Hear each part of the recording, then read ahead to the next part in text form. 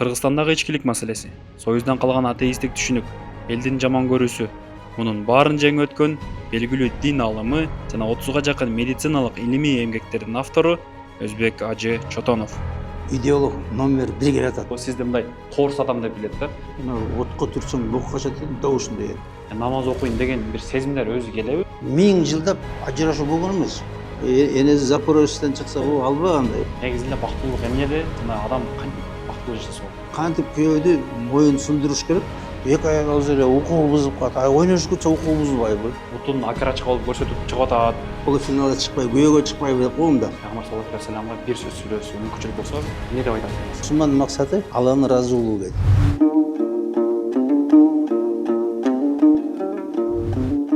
Ассаламу алейкум, урматтуу көрүүчүлөр. Бүгүн биздин көрсөтүүдө кыргыздарга эң биринчи даваат жеткизген устаздардын бири жана эң баштысы медицинадан дагы чоң илими бар Өзбек Ажы Чотонов.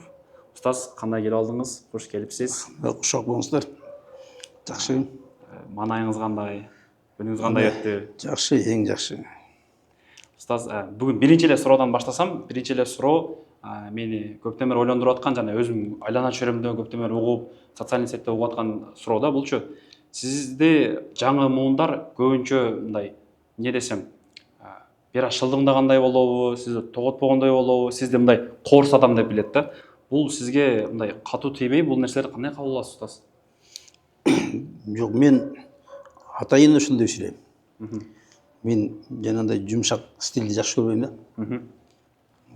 Мен жанагындай тескерисинче мага каршы чыкса, жанагы оюндагысын ачык айтса ошону жакшы көрөм да. Атайын провокационный стиль да. Мен ошо атайын провокация кылып, алар келип ошо мага каршы сүйлөп, ошо эң негизи өзүнүн оюндагысын чынын айтса да, анан ошо керектүү жообун алса. Ошол максатта. Жашырып анан баары жакшы бизде баарыбыз эле жакшыбыз деп жүрө берип, мына азыр бүт бузулду да. Ошо көбү адамдардын көбү ошо жанагы публикага иштейт да. Публикада баары жакшы көрүнүп, баары жакшы кооз сүйлөп, баарын жакшы көргөзүп, ошентип чынында коомдо аябай проблема көбөйүп кетип атат. Күндөн күнгө акыбалыбыз начарлап барат. Деградация аябай туура эмес нерсе көбөйүп барат да. Бул, значит, сиздин бул коорс атайын стилистикаңыз экен да, элдердин көңүлүн буруш үчүн, анан элдерге проблеманы жеткизиш үчүн, атайын көп передачалар атайын ушундой жасайм да, ошо адамдар мындай возмущаться этсин. Атайын келип ошо түз ачык сүйлөшсүн, ачык айтышсын. Жана жашырып эле, мактап эле, кооздоп эле отура бербей, ошо проблеманы ачык айтсын, ачык жооп алсын. Ал неме дечи, устаз, ошол сурооңо кайталап кетейин. Сизге көбүнчө анча-мынча сүйлөгөнүңүздө соцсеттерден, айныкса Инстаграмдан сизге хейттер көп келип калат да. Мына жаш муундардан көп келет. 30 жаштан ылдыйынан көп келип калат. Сиз ошол комментарийлерди окуйсузбу, көңүл бөлөсүзбү же таптакыр эле мындай трезво оценивать этип коет дейт го орустарда. Ошондой карабайсызбы? Жок, мен кээ бир нерсесин даже көрбөй калам, анткени өтө көп да. Өтө көп. Бүт соцсеттерде мага напад эткендер да көп, каршы сүйлөгөндөр да көп. Анан кээ бирине жооп берем, кээ бирине үлгүрбөй калам. Мисалы мен Facebook'та көбүрөөк жооп берем да, бирок Facebook'та көбүнчөсү улуу муундар. Бирок булар чынында өзгөрбөйт эле булар. Булар даже түшүнсө да булар жаш муунга бере албайт экен, бербейт экен. Булар ошо жакшы көрүнөм деп айтпайт экен. Ушундай бир коом да. Муну илгерки социализмден калган бир ушундай коом өзүн жакшы көргөзүп эле, жаман көрүнмөйүн деп, проблеманы ачык айтпай, жашырып, анан кооздоп, өзүн кооз көргөзүп, ушундай коом да. Мына жаштар ачык, булар как есть дегендей, ошо өзү кантип түшүнсө да ошондой айтат да. Мына ошол жаштар оңолот. Жаштар келип талашат. Мен ошо талашканды жакшы көрөм. Жаштар талашсын, анан бензин мен сразу деле нокаут чаппайм, мындай сразу эле сүйлөтпөй коюп баспайм да. Атайын мен ошолорду көпкө чейин талашып отурам. Ошол көпкө чейин көп информация келет да ушу талашып отурганда. Мындай ар кандай суроо берет, жооп алат, суроо берет, жооп алат, ошентип талашып отуруп, анан кийин акыйкатты билет да. Келип эле келип сен акмак анау десем, мен менен сүйлөшпөй коет да. Анда акырындан анда отурасызбы? анда проблема чечилбейт. Анда эч ким ойгонбойт, эч ким оңолбойт. Биздин коомдо өтө проблема көп.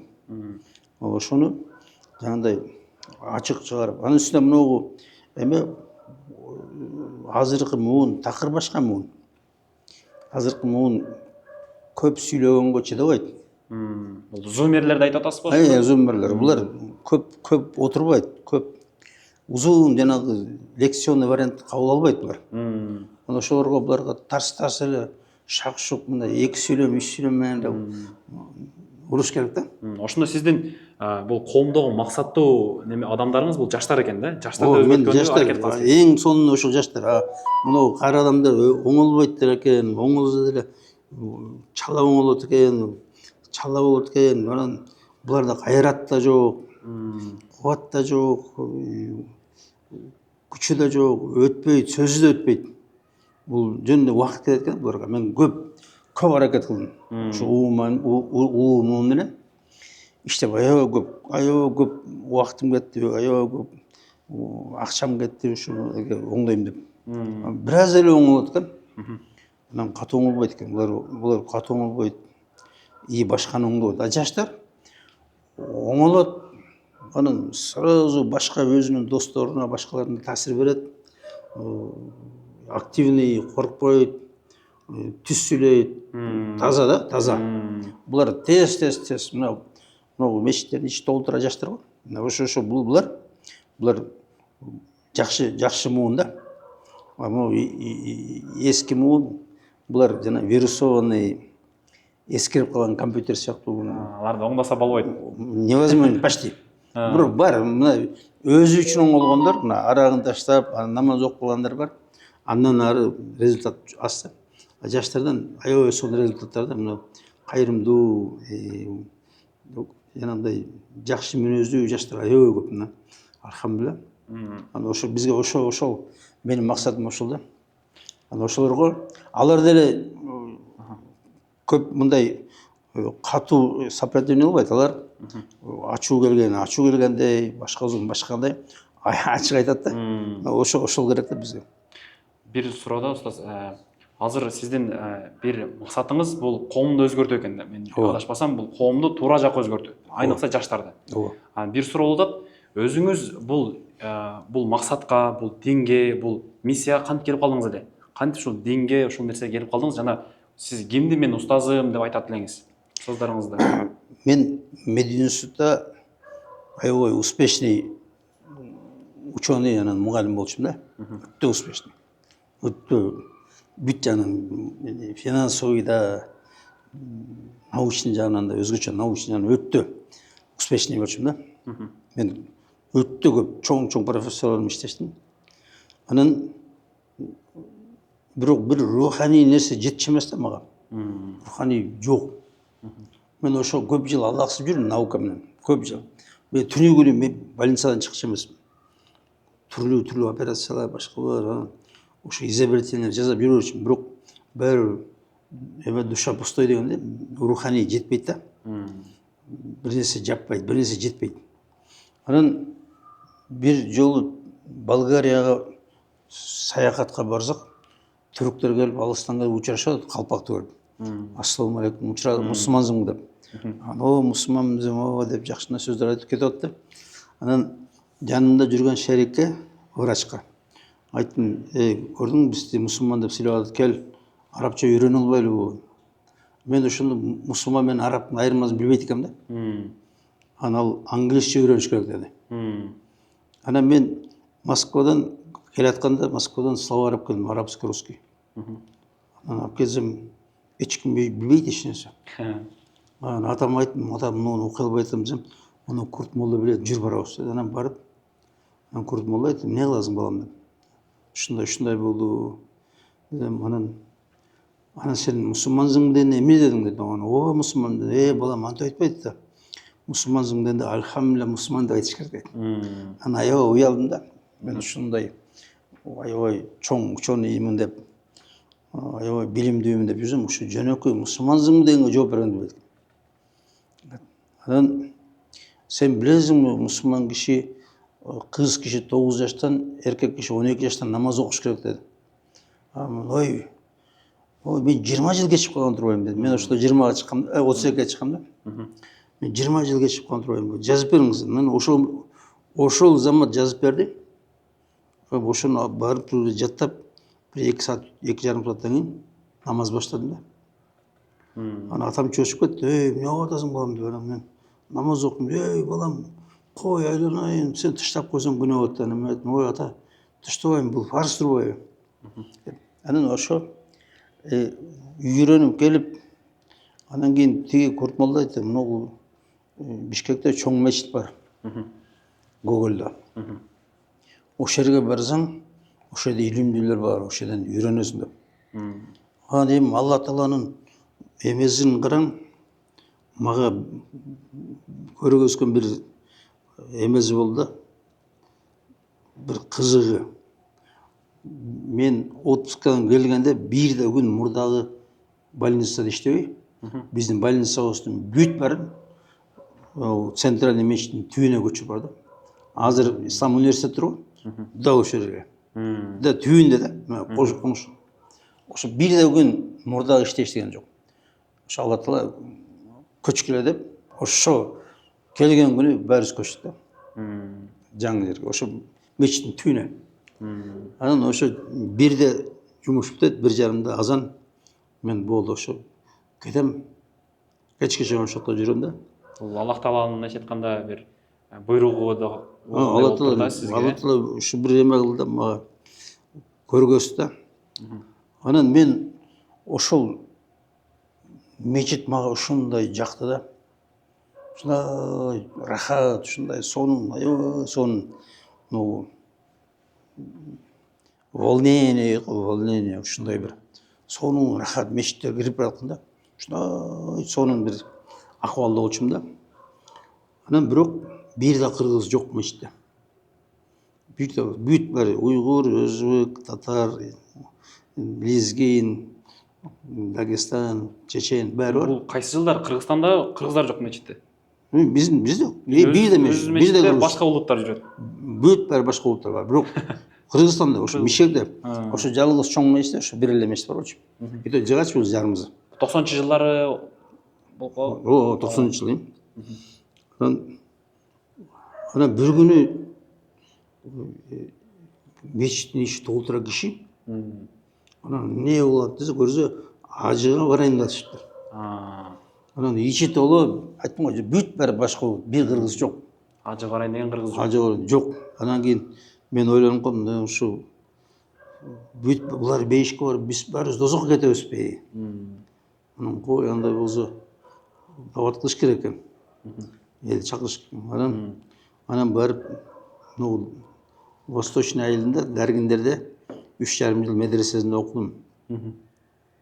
Алар мурда чакырчу, келбейсиңби, көрбөйсүңбү? Анан бир көрүп, ошондо 4 намазкана бар экен да. Кичинекей айылда 4 намазкана.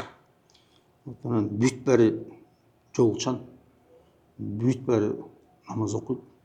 Ошо бир арал мусулманский. Ошондо таң калдым да. Анан алар келбейсиңби деген, анан мейли деп таштадым институт. Ошо 3,5 жыл окудум. Анан ошо даватты ошондо баштадым. Баштаганда эле колдор менен да китеп жазам, бир жанагындай копировальный аппараттар менен да жабыштырып отуруп китеп жазайм. Анан кийин бүт жогорку окуу жайларда бүт жерде даваткам. Ошол убакта жанагы перестройка болду го. Перестройкадан баштап уруксат болуп калган ар нерсе өзүнүн улуттук нерсесин кайтарганга. Союздун убагында биздин динди маданиятыбызды, адеп акылыбызды, салтыбызды бәрін талқылап жоқ қылған екен. Жоқ қылған екен. Бүт біздің медицинаға чейин бәрін. Ешнәрсе ұлттық жөн космополит бір маңқұрт болған екенбіз. Ешнәрсе қалдырмапты. Анан ошоны эркиндик келди, эркиндик. Анан ошо барзак эле баары эле уруксат беришик, айта бердиң деп. Анан мен ошо институттарга кыдырып, техникумдарга кыдырып, кийин школдорго кыдырып, даваттар айткан. анан дават кылып, анан китептерди таратып, анан Бир суроодо устаз, дават айткандыңыз, бирок бир 2-3 устаз айтып бересизби? Сиз бир нерсени үйрөткөн, ушул устаздан кийин мен ушул нерсени үйрөнүп калдым, дават айтканды үйрөнүп калдым, илимди көбүрөөк билип калдым деген 2-3 устаз аттары эсиңизде барбы, устаздарыңыз? Ушул менин устазым дей турган. көп мен канча журналисттер, канча мугалимдер, директорлор, профессорлор бәрін алып барып туруп, мен лагерлерге алып барып, 4 күннүн ичинде бәрін намаз окутуп кетчүмүн. Ошо 100ден алып барчумун лагерге. Жылына 500 киши. Бәрін намаз окутуп кетчүмүн, бәрін. Анан жанагы Орозбек Мусакеев, Бейшенбек Бекешев, Мыктыбек Арстанбек, Жеңишбек, акын Жеңишбек, Эмилбек, Ырчы, ошолор Элмирбек Иманалиев.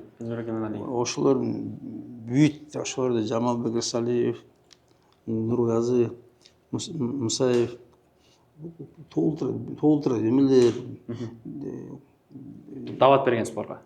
Бүт ошолор мен менен жүрүп, мен ошолордун бәрин эметип, менин чоң офисим бар эле да. Ошол жерге дайыма чай-пай уюштуруп, башка кылып, депутаттар, башкалардын бәрин чакырчубуз, үйрөтчүбүз. Мугалимдер, аябай кечке чейин мугалимдер толтуруучу офисти. Кечке чейин. Аябай көп. Улам школдордун эмелери кетиши, конкурстарды уюштурчубуз, башка нерсе. Китептер, аябай көп китеп бастырганмын. Ошо китептерди таратып, семинар 15 000 мугалимге семинар өткөргөм. Мен 2002 жылдан 2006 жылга чейин иман сабагы менин программам менен кирген. Ошондо 15 000 мугалимге семинар өткөргөм. 2 күн, 3 күндөн, кээбирлер бир нече сааттан, анан эң негизи китептерди беришсин, ошо китептерден өздөрү. Анткени мындай да, мурда эч ким эч нерсе билбей калган да, дин боюнча. Эч нерсе билбей калган жок. Мен өзүм да жана жаңы баштаганда ошо мусулмансың деген жооп бербей калгам. Ошондой деңгээлде болчу да. Бирок эң негизи биз телевидение, мен эң көп көңүлдү телевидение, радио, газеттерге бургам да. Анткени эң чоң средства массовой информации телевидение менен газеттер болчу ал убакта. Смартфондар болгон эмес. Жанагы соцсеттер жок болчу. Ошол убакта мен жумасына 2 саат кыргыз телевидениене чыгышым, 2 саат жумасына. Анда элдер аябай таң калчу, эмнеге бул молдо 2 саат чыгат. Вообще эле молдо эмне чыгат телевизордон? Телевизордонбу? Анан болгондо да мен аябай дерзкий сүйлөчүм да. Таң калчу, ушу молдо да ушундай болобу? Кантип ушундай молдо ушундай сүйлөйт? Молдо кантип орусча сөз аралаш сүйлөйт? Алар көнгөн молдо да жумшак, жай жумшак, араң гана бир картаң бир аксакалды ойлогон да. Анан мен ошондо 32, 33, 34 жаштарда катуу, дерзкий, бәріне қаршы сөйлөшүм да. Анан ошондон таң калчу. Бирок ошондо бир жакшы заман болду. Аскар Акаевдин ондай чоң эркиндик болду. Анан Аманбек Карыкулов деген бар болчу, аябай акылдуу киши болгон. Анан ошол бир күнү коридордон жолугуп, анан айтты: "Эй, жаш жигит, ой сен жакшы пропагандист экенсиң. Ой, айланып кетейин, сүйлөй кой. Ушул бизге керек болчу" деди да. Аскар Акаевби? Жок, эме Аскар Акаевдин орунбасары болгон, Аманбек Карыкулов деген. Аманбек Карыкулов. Госсекретарь болгон. Ал мурда экинчи секретарь болуп келген да. Экинчи секретарь болгондо. Анан госсекретарь болгон. анан КТРдин башчысы болгон генеральный директор. Анан ошол киши айтып атты, ушул керек болчу бизге. Анан мен жана Бешенбек Бекешев менен Коломто деген передача алып барчумун. Мен айттым, Бешенбек, мен азыр эле сенин шефиңди коридордон жолуктум, ушундай деди десем, ал айтты, бул жакында эле Чыңгыз Айтматов го, чике, биздин иш бүттү, мына телевизор, эми өзүңүз тарбиялаңыз деп айткан дейт да. Анса Чыңгыз Айтматов төшүн уруп, могу жерде бир нерсе бар болсо сүйлөймүн же жөн эле сүйлөй беремби деп коюптур да. Ошо как раз ушу Чыңгызды айтып берди, сен тарбия. Чыңгыз айтып, менде жок дептир, менде жок. Мен тарбиялайм деп. Анан мен чыкканда ал айтып болду, ошо керек болчу бизге. Ой, сүйлөй бериңиз. Канча калаш сүйлөй берсин, ушундай болду. Ошондо сизден алар сизге окшогон адамды күткөн, Чыңгыз Айтматовго айткан, бирок анда жок деп өзү эле тана алган да, менде жок деп. Анан сизге корсо, биз туура эле адамды таптырбыз, бизге ушундай адам керек болчу экен. Анан кийин Накен Касиев деген госсекретарь болду. Анан ошол бир күнү эмеге чакырып, резиденцияга 100дөн ашык кишини ооз ачырга чакырып, анан кийин мен алыс жакта отурсам чакыртып, анан мен келгенде жакындаганда, кана баарыбыз турабыз, идеолог номер 1 келе атат, тургула деп баарын тургузуп, анан жанына тургузуп айтты, ажеке, сиздин сүйлөгөнүңүз 100 эмес 150% туура, сүйлөй бериңиз, биз сизди колдойбуз деп. Ошол убакта аябай бир жакшы заман болду, аябай колдоо болду. Мени тыйган жок. Ошол анан мен ошо айттым го, мен жана эң негизгиси дин, салтыбыз, үй бүлө ушунун тегерегинде көп иш кылдым да ошо. Себебинде ошо аябай деградация болгон, аябай бускан, аябай жанагындай жок кылганда аракет кылган ошол. Ошол сиз ошол кылып аткан ишиңизди негизи көптөгөн азыр устаздар деле, адамдар деле, бир аз улуу муун адамдар бардыгы билишет да. Айныкса мен өзүм Жалал Абад Базаркоргон жерден, Базаркоргон районунун Бешчон айылынан болом да. Чубак ажынын жеринен жердеш болобуз. Чубак ажыбыз сиз жөнүндө аябай жакшы сүйлөп кеткен. Азыр дагы деле Инстаграмда, ТикТокто айланып атат. Өзбек ажы мындай кылган, ал убакта Максат ажы жок болчу, ал убакта Чукур ажы жок болчу. Чубак ажы биринчилер, Өзбек ажы биринчилерден болуп баштаган деп сиз жөн айтып берет да. Анан биз өзүбүз дагы жаш муун көбүнчө ошол Чубак ажыны көрүп аябай эле мындай суктанып, Чубак ажынын сөздөрүн угуп кайра кайра угуп атат да. Сиз ошо бир сурап кетким келет эле. Чубак ажы сиз жөнүндө жакшы сүйлөйт эле. Сиз Чубак ажы менен жүрүп калдыңыз беле? Чубак ажы кандай адам болчу? Бир аз эстеп кетпейлиби? Чубак ажы чынында ученый болчу да, ученый. Анан ал киши деле башталганда жанагындай окуу жайды өтүп келип, диний чиновник катары иштеди да баштаганда. Анан эмеде мечиттин ичинде болчу, өзүнүн мечити бар болчу, Көк Жарда, ошонун ичинде. Анан кичине ошол жерден сабак берчү да. Анан биз телевидение чакырышыбызда, анткени менде телевидение болчу. Мен уже ошол убакта Манас, Эхо Манас телевидениеси чында менин финансированием болчу. Мен Жалал Абадтан көчүрүп келгем. Чубак ажыныбы? Телевидение. Телевидениеден көчүрүп келгенсиз. Бул Чубак ажы 2010-жылдан кийин башталды анын эмеси. Доору. Доорубу? Доору. Андан мурда Чубак ажы окууда болчу. Ал окууда бүт Абдушукур да окууда болчу, бул да окууда болчу, бүт алдымдар окууда болчу. Берде чында алдымдар жок болчу да. Анан берде айттым го, жанагы пресстан дават башталган. Анан бирок биз жанагындай телевидение, радио, газет ошолор менен катуу дават кылабыз да. Бүт школдорго, эмелерге, бүт жерге дават кылчубуз биз. Эң массовый дават биз кылабыз. Анан Чубак ажыны мен телевидениеден чыгарчым. Менин каналымдан чыкчу, мен эмем жана каналдын диний бөлүгү меники болчу. Бирок Чубак ажы меники экенин даже билбейт экен, сезбейт экен. 10 жыл меникинде чыгып, менин телевидениеден чыгып. Анан кийин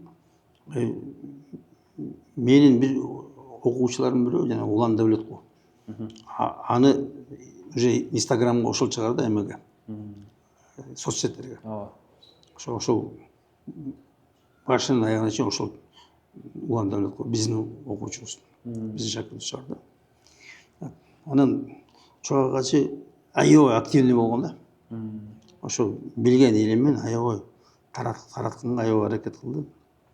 Анан ошо кийин многу сын ээлер аябай жакты да ага. Андан мурда мен жанагы жолугушууларды мен кылчумун. Жанагы азыр баары мечитте чогултуп калат го. Мен эң биринчи мен кылчум ошондой жолугушууларды. Бүт мугалимдер менен айылдарда, мектептерде, жогорку окууда чоң жыйын кылып, анан кийин мен ошо дагы тартып аны чыгарып жүрчүмүн да. Анан булар үйрөнүп, анан кийин ошо жана айылдарда организация этип, ар жерде организация этип азыр Байрамга чыгып. ошондой болду. Негизи ошол чубак ажы менен көп эле жүрүп калдыңыз беле? Негизи кандай жаш муун катары, жаш мындай илимдүү адам катары кандай адамгерчилик жагынан кандай адам болчу? Көбүрөөк жүрүп калсаңыз, билген болсоңуз. Чубак ажы, айттым го, чубак ажы булар жанагы диний кызматкер көбүрөөк ошол жагында болду. Булар мисалы молдокелер, мисалы алымдар, молдокелер булар өзүнүн эле средасында да, мечиттин ичинде, мечиттин тегерегинде ушундай болду да. Мен болсо, мен коом менен болгом, мен эл менен.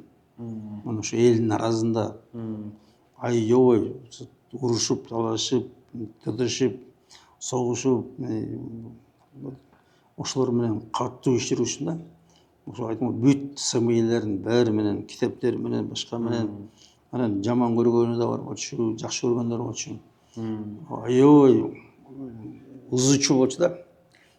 Мен передача чыксам, ошонун бир мага каршы 3-4 звонить этет экен. Анан бир 8-9 мени колдойт экен да. Анан бирок мага аябай эмечи да, мага айтчу ушунча киши жаман сүйлөдү, мен айттым эч нерсе эмес. Мен даже 10 кишинин бирөө эле мени колдоп 9 против болсо да макул болчумун да. Мен анан корчу эмесмин, ошол мага каршы болот. Алар мага каршы сүйлөйт, мени жаман көрөт деп. Сөйлөгөндө мен айтам, даже пайгамбарлар дегенде пайгамбарлардын көбүн кубалап жүргөн. Көбүн өлтүрүп койгон деп айтат да. Пайгамбарларды куугунтуктаган, жамандаган, корулган, укпай койгон, кууп жиберген, өлтүрүп койгон да. Ошон үчүн бул ожидаем. Мен азыр деле айтам да, балдар сиз коркпогула. Силерди жамандаса, башка кылса, сөксө, кор кылса, жаман сөз айтса коркпогула. Себеби пайгамбарлар да ошондой айткан. Чоң алымдар да ошондой айткан. Бул эл деген ошондой болот. Эл жаман жакка болот. Эл бузулуу жакка болот. Ошо бүт коом ошондой болгон. Бүт коомдор. Пайгамбар келет, может анан угат, укса укту. Анан кийин пайгамбар кеткенден кийин бир нече муундан кийин жоголуп кетет. Дин. Ошондой болгон да. Анан айтам, коркпогула. Эл жаман сүйлөй берет, эл түшүнбөйт. Эл жаман менен жакшынын айырмасын билбейт. Эл жаманга умтулат. Жанагы отко түртсөң бок качат дейт, да ошондой эл. Эл жаманды жакшы көрөт. Мына азыр деле жандай. Мына арак уга болгон, арак заман. Арак заманда бүт ишчи. Бүт бар ишчи адамдар. Жанагы Орозбек Кутманаев деген чоң артист болчу. Биздин офиске келип жүрчү ошол киши. Ошол айтчу, силер өңдөйсүңөр деп. Силер өңдөйсүңөр деп. Молдокелер өңдөйсүң. Биздин айылда эки эле киши ишчи. Азыр эки эле киши ичпейт дечү. Молдо менен кемпир эле ичпей калган, бери чет дечү. Ушундай заман болуп калган да. Ушундай бүт анан ошол убакта ичпей десең ушундай сөгүнчү да элдер. Бизди сөкчү, аябай жек көрчү.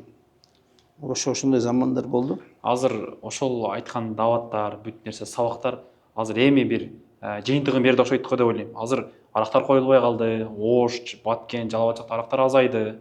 адамдар негизи эле ичпей калды да. Ушул бір жыйынтык болду. такыр эле ичпей калган. Азыр кайра көбөйүп баратат эмнегедир. Себеби жанагындай эми сабак жок болуп калды да. Көбөйүп калды азыр арак ичкендер. Эмеси жок болуп калган. Арак ичүү даже уурулук жок болуп калган. Ушундай бир жакшы болуп калган да эл. Анан азыр кайра бир аз аракечтер көбөйүп барат, наркоман, арак ичкендер көбөйүп барат азыр. Тилекке каршы. Ушул сөзүңүзгө бир кошуп кетсем, негизи эле ушул сөзүңүзгө дагы кайра көбөйүп кетип аткан деген, анан өзүңүз баштаганга дагы бир суроо бар эле.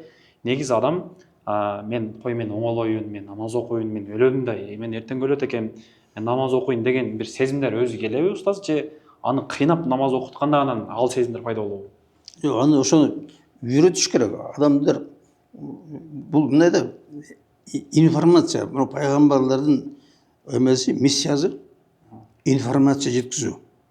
Акыйкат жөнүндө информация. Анан Алла Таала айтат да, сенин милдетиң жеткизиш гана. Бирок хидаятты сен бербейсиң, сен оңдобойсуң, аларды сен сала албайсың дейт. Чечим кылып бере албайсың да? Сен динге киргизе албайсың дейт. Мен киргизем, Алла Таала айтат. Бирок сенин максатың так түшүнүктүү кылып жеткириш. Вот ошол жанагы так жеткирет да. Түшүнүктүү кылып адамдар түшүнсүн. Болду. Анан хидаятты мен берем дейт. Алла Таала айтат, мен берем дейт. Анан ошон үчүн биз ошо информация, акыйкат жөнүндө информация бериш керек. Биз заставлять этпейбиз, биз кыйнабайбыз, сен кир деп. Бирок биз акыйкат жөнүндө информация беребиз. Мына силер жөндөн жөн жаралган эмессиңер, силерди маймылдан чыккан эмессиңер, силерди Аллах жараткан. Мына тегеректин баарын Алла жараткан. Бүт бардык нерсени Алланыкы, ар бир молекула, ар бир атом, мына системанын баары ушундай бир таң каларлык, ушундай эме система гармоничный. Жылдыздар, күндөр, жаз, күз, жай, бүт кыш. Ошонун баары Алланыкы, Алла Таала кылган. Бирок адамдар ала албайт информация. Адамдар ишенбейт. Ишенбейт. Жана биз дин деген вера деп атпайбы, дин деген ишеним бул. Бирок адамдар ишенбейт. Анткени шайтан деген бар. Шайтан деген аябай бир коркунучтуу душман бар. Ошол душман адамзаттын душманы адамдардын информацияны жеткиртпейт. Мисалы пайгамбарларды жалганчы дейт, анын баары жалган дейт. Адам өзүнөн өзү пайда болуп калган. Дагы башка ушунда отуруп, алаксыздып, мисалы азыр мына жаштарды спорт, анан ар кандай оюндар, анан арак, наркотик, бүт эметпейби? Ошонун баары алаксыздуу. Акыйкатка келбесин булар. Укпасын. Молдону жаман көргөзүп, сакалды жаман көргөзүп, жол жаман көргөзүп, дайыма болот го. Ошонун баары ошо эмеде укпасын деп атат да адамдар. Бирок мен оюмча азыркы жаштар, мен чөйрөмдө деле динди билишет, намаз окуш керек деп чөйрөсүн окуйт. Бирок мен алардын ою боюнча мындай да, же бир аз убакыт өтсүн карыйбыз, же ал сезимдер өзү келет деген ишеним бар да. Мен бир убакыт келет, мен ошондо мен окушум керек болуп калат деп ойлойм. Азырынча мен даяр эмесмин, мен алдында ишеним кире элек, мен өтө деле жүрөктөн ал нерсени сезе элекмин. Жүрөктөн мен намазды каалап айтам дейт. Ошон үчүн сизге суроо берип атам да, бул жүрөккө өзү келеби, же адам бир аз өзүн кыйнаш керекпи, анан келеби? Биз баарыбыз иштей беребиз да. Мисалы сага бирөө айтат, эртең тиги киши айтат, анан бияктан бул киши айтат, мен айтам, анда бирөө айтат. Анан бир күнү бышасың да. Бир күнү. Анан кийин ошо биздин информация иштейт. Анан сен келип, намаз окушум керек деп, анан окуйсуң. Анан возможно даже ашып кетесиң баарынан. Ошондой болот. Мисалы өз тарых ушундай болгон. Кээ бир адамдар, мына Умар разияллаху анху 6 жылдан кийин 6 жыл согушкан катуу. Акыры пайгамбарды өлтүрөм деп бараткан. Ошондо ага информация жетти. Ошондой, мисалы бир убага келет, жетиштүү информация жетет. Анан кийин тиги келип, кой мен да окуйун, кой мен да барайын дейт да. Мисалы кээ бирлерде внезапно, мисалы мен айттым го, мен бир укканда эле Көрсө мен жана изденип жүргөм, мен айттым го жана аябай дискомфорт болуп жүргөм. Мен аябай успешный ученый, успешный стоматолог, аябай материальный состоянием да жакшы, бүт жакшы, бирок ыраазы эмесмин да ошого. Дагы бир состояние жок болчу жана. Жүрөктө тынчтык комфортабельный. Анан айттым го, анан динди укканда эле ушундай сонун состояние, ушундай жакшы. Ошо замат ошо айттым го, укканда эле молдодон укканда эле барып жазып берип баштадым. Ошонун баары рахат, ушундай жыргал, ушундай келди. Анан адамдардын баарына ар кандай, кээ бирлеринде жана жүрөк таш болуп калган жүрөктөр бар, эч бир проблема этпейсиң да. Даже мен ушундай улуттарды көрдүм. Улуттар бар экен, таш жүрөк, эч бир өтпөйт. Мисалы биздин кыргыздар жүрөк сонун экен, жумшак. Биз табат кылдык, чыктык, айттык, анан топ менен келди да, өзгөчө жаштар көйүлүп келди. Бүт мечиттер толду, аянттар толду, бүт жумшак экен да жүрөктөрүбүз. Ушундай жакын немеге. А кээ бир улуттар бар, 100 айтсаң да окуйт. Мен канча мына меде деле бар улуттар да, 100 айтсаң да жок, бир да мечитке бирөө да келбейт. Ушундай улуттар бар. Өтө катуу жүрөктөр. Анан ошо биз, Аллага шүгүр, биздин жүрөктөр жакшы экен. Мен ошо Алла Таалага аябай шүгүр кылам да, ошо биздин элибизде тез арада бизге мынагу арабтар келгенде бизге үйгө чакырсаң келчү эмес.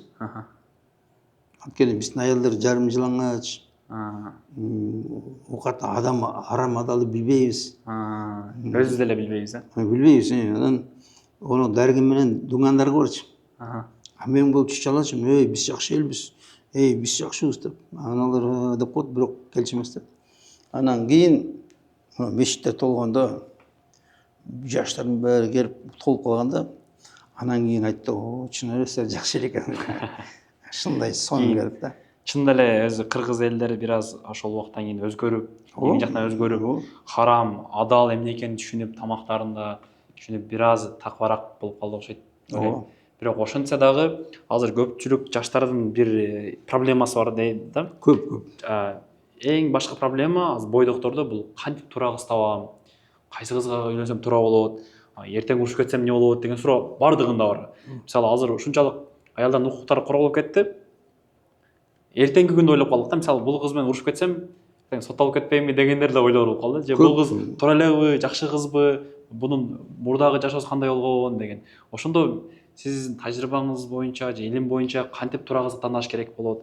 Азыркы Кыргызстанда укук коргоо менен кандай туура үйлөнүш керек болот да? Өз негизи мынау бизде тарбия жок болуп атат. Кыздарды тарбия жок. И билбейт. Мисалы аялдар ойлоп атат, мен кызымды тарбиялап койдум деп. Алар өздөрү да билбейт. Кандай жашады? Өзүн тарбиялуумун деп ойлоп атат. Мисалы мынау да, 1000 жылдап ажырашуу болгон эмес. Аялдар моюн сунуп, жакшынакай, мына отун жок, свет жок, газ жок, көмүр жок, эч нерсе жок, суук. Ошол жерде 10 чакты, 11, 15, 16-ны тууп, анан дагы жанагы мал жайга карышып, тарбиялап, анан жанагы нанды жемеде жабып, ушундай аябай азап болгондо ажырашкан эмес. Ошо күйөө анча мынча камчы менен урса да каччы эмес, жок болгандай. Ажырашуу жок болчу фактически. Ажырашуу өтө уят, өтө жаман иш болгон да. Өзгөчө аялдарга өтө уят болгон. Кете алган эмес. Апасына уят болгон, кыздын апасына. Ажырашып кеткен, такыр өлүм менен бара болгон да. Ушундай болгон эмес, ажырашып келүү болгон эмес. Анан азыр ойлоп атат, мен кызымды жакшы тарбиялап койдум. Кызды эч тарбиялабайт. Кызын эптеп, септеп, жана чоңойтуп атат. Жөн эле оокат берип эле чоңойтуп атат. Анан кызы интернеттен отуруп алып, жанагы эмелер блогерша, анан кийин бир нерселерди көрүп алып эле бейиш экен деп жүрбү. Фантазиясындагы. Жанагындай Үйленүү дегенде бул мына чоң пышный свадьба, баары жанагындай сени сыйлап атат, лимузин менен катат этип жүрүү, баары сени көтөрүп жүрүү. Жашоо тегиз болуп уже. Сонун жакшы жашоо, бактылуу. Жакшы жашоо, анан бейиш деп атат да. Чынында андай эмес да, бейиш бир эле күн ал. Бир эле күн жанагындай сага мындай о деп туруп бакып келет реклама. Анан кийин эртең чыныгы турмуш карасаң, бул жерде баягынын бири жок, свадьбада болгон сыйдын. Каякта турдуң, келин эмне уктап атат, келин эшикти чыпырбай, келин суу сеппей деп жүрдү да эртесин. Анан ойгон ол, анан кийин апа мен кор болдум биякта деп жөнөтүп атат да. Ошондой болбош үчүн эркектер көбүнчө эркектер кандай эмнесин караш керек кыздын? Ошондой кызга үйлөнүп калбаш үчүн мисалы. Андай кыздар үчүн энесин кара дейт. Ошо энесин кара, энеси кандай, энеси тыңбы, энеси тартиптүүбү, күйөөнүн тилин алабы, башка кыздарын жакшы тарбиялап атабы, ошону кара. Жана завод изготовить этет го. Эне завод изготовить этет. Мисалы Land Cruiser, Toyota, Mercedes болсо ал. Энеси Mercedes завод, ал. Анан энеси Запорожьеден чыкса бул албагандай, ошо эртең жок аласың. Эртең кыз сага проблема болот, эртең кыз качып кетет, эртең сага сени соттотуп берет, сени каматып берет башка да. Вот ошо энесин карап кыздын эң биринчи энеси. Эң биринчи энесин кара, ошону. Атасындагы шпаклевканы карабы, шпаклевка, краска, бүт макияж, бүт баары жалган, обманка да. Сулууна да көп кызык болду, анткени опасный. Азыр аябай злоупотребление болот да ошону менен. Анан эме менен информацияны достоверно сурап, ошол жерден тааныштарды тауып сүрүштүрүү керекпи? Барып, анан сурап алыш керек. Эмесе бияктан келип алып, бияктан алып алсаң, анан көрөң, 7 жигит менен жүргөн экен, 8 жигит менен жүргөн экен. Агар мен жууп, бир нече жыл аборт кылып, анан кетет. Анан алып аласың, анан ыйлайсың да. Анан кантип качканыңды билбей каласың, качарыңды билбей. Мен көп көрдүм ушундай. Бирөө бар экен, Таластан Бишкекке качыптыр. Качып келсе, кайын журты артынан келип калыптыр. Анан ал Москвага качып барыптыр. Москвага качып барса, Москвадан табаптыр. Ошо көчүп барыптыр, кайын журты. Анан ал Москвадан кайра бияка качып келсе, алар ушу менен калып калып, Москва жак болду. Ошондойду көргөм мен ошондойду көрдүм. Бирөө болсо Бишкектен Таласка көчүп качып барыптыр. Анан кийин мен ийним бир күнү айтып атты да, аябай жакшы уста таптым деп. Бишкектен келген деп. Анан кийинки жылдарында кандай баягы устаң кандай десем, ой, ал устам кетип калды дедим. Эмне болду десем, бир күнү машинаны краскалап аткан дейт. Анан кийин бир звонок келди дейт. Анан шашылып эле мен кетишим керек деп калды дейт. Каяка десем, бул жерге иште. Алда ишиңди бүтүр. Машинаны краскалап десем, иштеп аткан дейт. Анан бирок бир машина келип, ичинен 3-4 эркек, бир катын чыгып, келип алып тепкилеп, уртуп сабап алып кош дейт. Көрсө кайын журт экен дейт. Бишкектен келип, буну кармап, таап алып, сабап Бишкекке алып кетип калыптыр. Аял жагы жаман экен да. Азыр ошондой көп, азыр укмуш нерселер бар да, таң калып турган нерселер бар азыр. Азыр 2 күйөөгө бир тие алгандар бар. Вот, келип туруп бирөөгө тийип, калың жеп, той өткөрүп, экинчисине тийип, анан кийин ушундайлар да бар. Азыр ушундай бир балекеттер бар да. Проблемный, ушундай проблемалар бар. Ошондой азыркы мейли бул чоң муундарды сиз айткандай, аларды өзгөртсө болбойт экен. Алар чоңоюшуптур. Жаш муундарды алар туура тарбияланыш үчүн, алар бузулуп кетпеш үчүн, эртең Instagram, YouTube'тарда жарым жалаңа чыкпаш үчүн ата-энелер кантип тарбиялаш керек балдарын, кыздарын айныкса? Ата-энелер өзү тарбия муктаж болот. Биз мындай, биз бирок чоң мамлекеттик деңгээлде катуу тарбия жүргүш керек. Ата-элекке каршы жок бизде. Мен айттым го жанагы Карыкулов мен айтканда, ой, ушу керек болчу деп. Анын Карыкулов мага телевидение берген да. Чык, айтып деп. Мына мен 2 саат чыкчым да. Анан кийин айттым го жанагы Накен Касиев идеолог номер 1 келип атат. Ошо анткени мага эгерде мүмкүнчүлүк бергенде мен кылат элем да бир кызыкты. Кылар элем кызыкты, сызат элем бир сызык дегенде. Барып болчумун. Мен чынында айтым канча китеп аз эле мен толтура китептер жазгам. Кичинекей балдардан баштап аксакалдарга чейин быйыл эле аксакалдар үчүн 5 китеп жаздым. Аксакалдардын адеби, аксакалдардын насихаты, аксакалдар үчүн эмек китеби, жүрүш-туруш китеби, адеби дагы ошол 5 китеп. Аксакалдар үчүн. А мен жаштардан баштап кыздар үчүн бир нече китеп жаздым. Быйыл эле мына Как стать любимой женой деген мурда 25 жыл мурда бир чыгаргам, азыр кайра чыгардым. Жаңы вариант менен. Ол ошондой менен кайненелерге, кыздын апасына, баланын апасына атайын китеп эмелер, материалдар жасагам да. Дагы толтура, мен компьютерим толтура бүт эмелер бар, эрежелер. Бирок менин мүмкүнчүлүгүм жок да, няграденчи эмес мен. Мен уламдан чыгарам, анан кийин китептер өтпөйт, калып турат ушул элде безграмотный ушундай бир балекет да. Ошого полномасштабный идеологический эме жүргүзүш керек себебинде чет өлкөдөн аябай катуу эме келип атат. Пропаганда. Пропаганда, тескери пропаганда. Кайнене деген жок, кайнене дегенге кызмат кылбагыла, силер кул эмессиңер, бош жүргүлө, эркин жүргүлө, көйгөйгө чыгып баргыла, ойногула, жыргагыла, өмүр бир жолго жыргагыла деген катуу Пропаганда. пропаганда келип атат. Эркек деген адам эмес, эркек деген зөкүр, эркектин апасы зөкүр. Ушундай бир пропаганда катуу жүрүп атат. Бул ошол балким сиз ошол балким эмес, туура эле сиздин китептериңизден, анан ошол убактагы тарбиядан, анан ошол ажырашуулар аз болушу мүмкүн да ошол убактачы. Азыркы эмне үчүн билбейм, бирок ажырашуулар дагы деле көбөйүп баратат да. Көп азыр. Бала төрөгөндөр азайып атат. Азыраак төрөп 1-2дөн максимум. Анан ажырашуулар көп болуп атат. Бунун себеби мен 3-мойнча сиз айткан боюнча уят азайып калды. Салттар бузулуп атат, пропаганда келип атат. Дагы башка нерселер барбы? Ажырашуунун себептери. Ошо айттым, жана чет өлкөлүк пропаганда, жана коуч, феминизм өтө чоң күч менен, көп акча менен иштеп атат.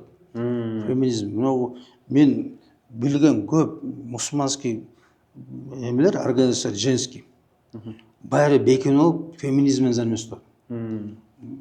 Көрүнбөйт мага. Мен келип 1-2 катуу суккум.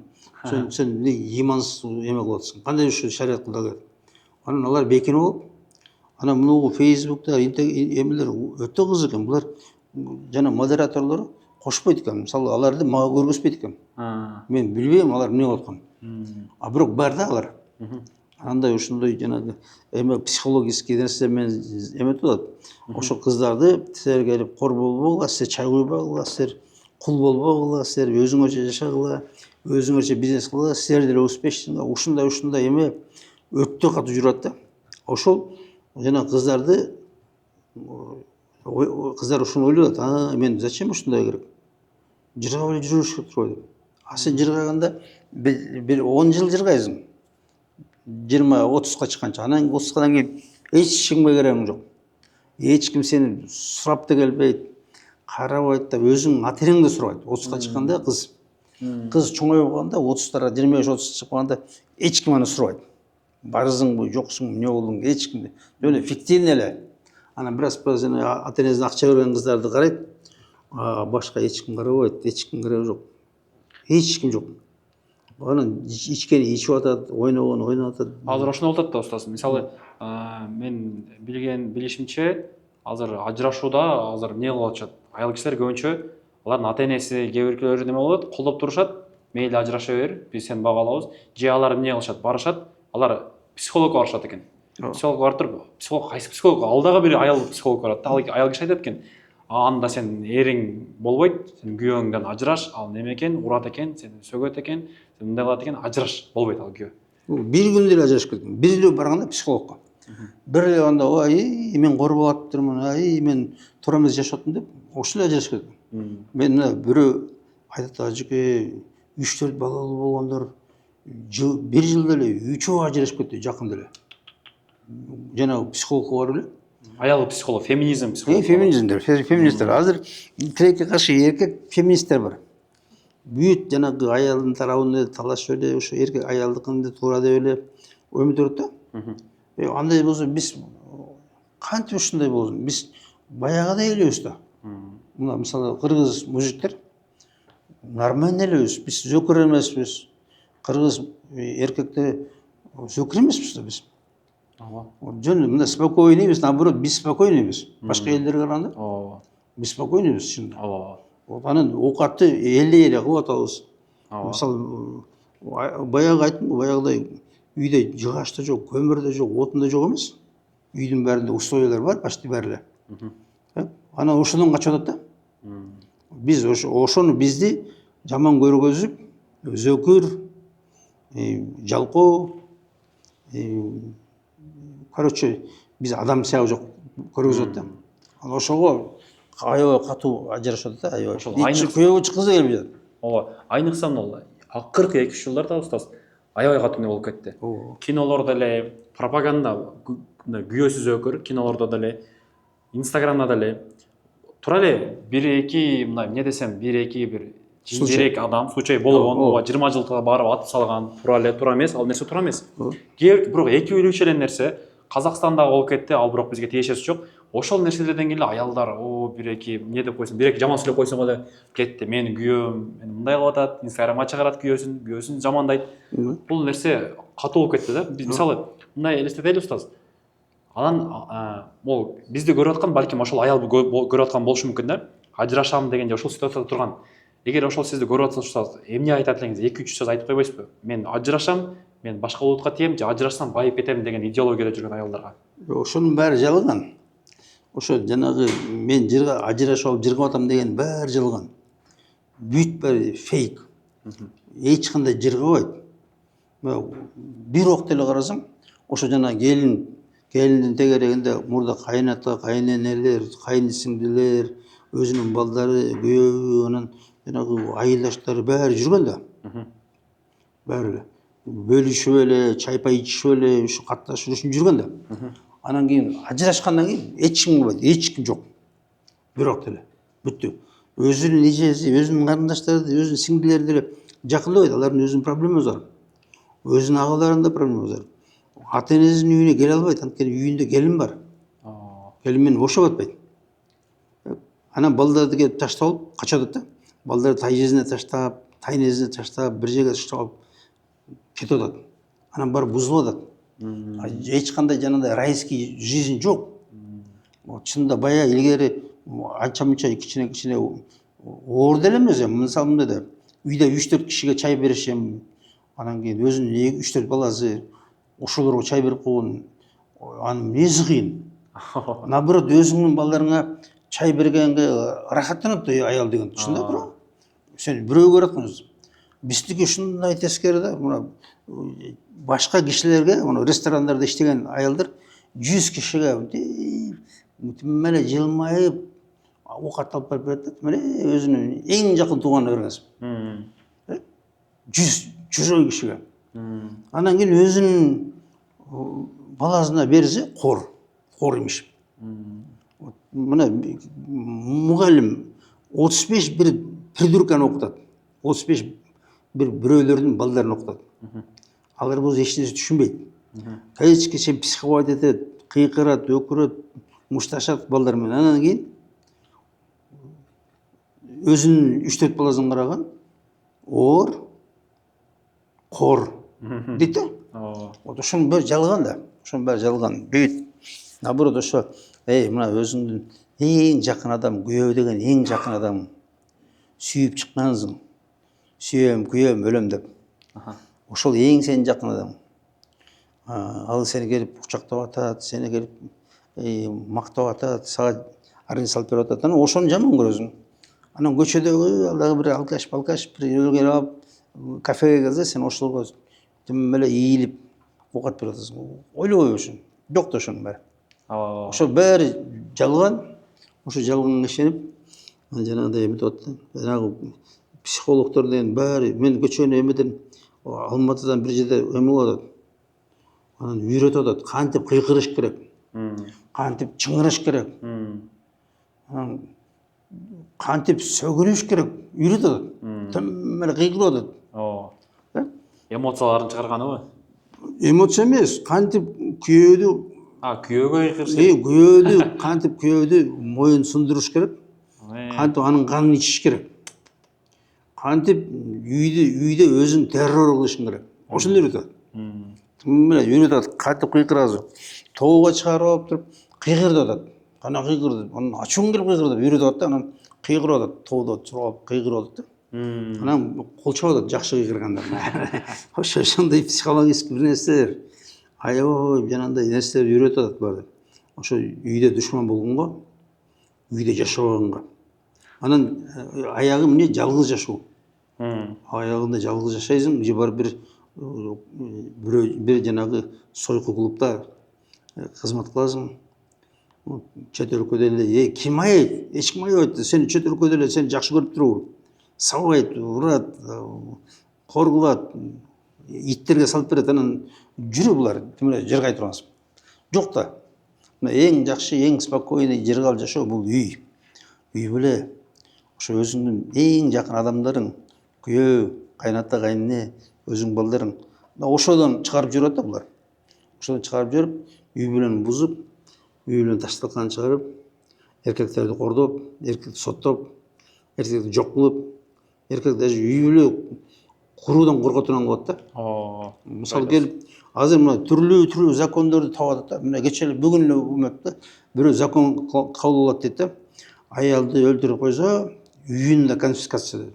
Өзүнүн закону бар да. Мына мисалы же эркектен аял артыгыраак. Мына эркекти өлтүрдүң, мына 15 жыл түрмө. Вот. Так? Бул бир 15 жыл. Жок, мына аны конфисканы анын кайка жибересиң акчасын? Кайка конфискация кыласың? Кимге аласың? Ушундай жанагындай акылсыз бир нерселер болот да. Вот. Өтө жестокий. Келип, мисалы келип кыйкырып койсоң эле чалат экен телефон. Мени кордоп атат. Анан милицияга келип туруп, алып кетип аларга милдет болуп калдым, фарз экен. Закон боюнчабы? Закон боюнча. Эгерде алып кетпесе, мисалы жөн эле мени кордоп чалып ойлогондо, алып кетпесе барып эркекти. Эркекти алып барып, бир нече күн камап, анан кольцо салат экен. Үйүңө мынча метр жакында койсоң, мынча километр. 8 километр, 10 километр. Анан жүрөт экен да, анан сөзсүз ажырашат. Сөзсүз ажырашат. Ал мындай предатель катын жок жерден келип соттотуп ал обиден да. Анан ошо сөзсүз ажырашат да. Мен өз көзүм менен көрдүм ошондой кишилерди. Айтат да, мен Орозодо тажике Орозодо даже урушкан эмесмин, урган эмесмин. Звонить этип койсо алып кет дейт. 5 күн жаттым Орозодо. А мен менен 90 бала жат дейт, ушундай. 90 бала жат дейт. Баары ажырашып дейт. Мен сразу ошол замат ажыраштым дейт. Баары ажырашып дейт.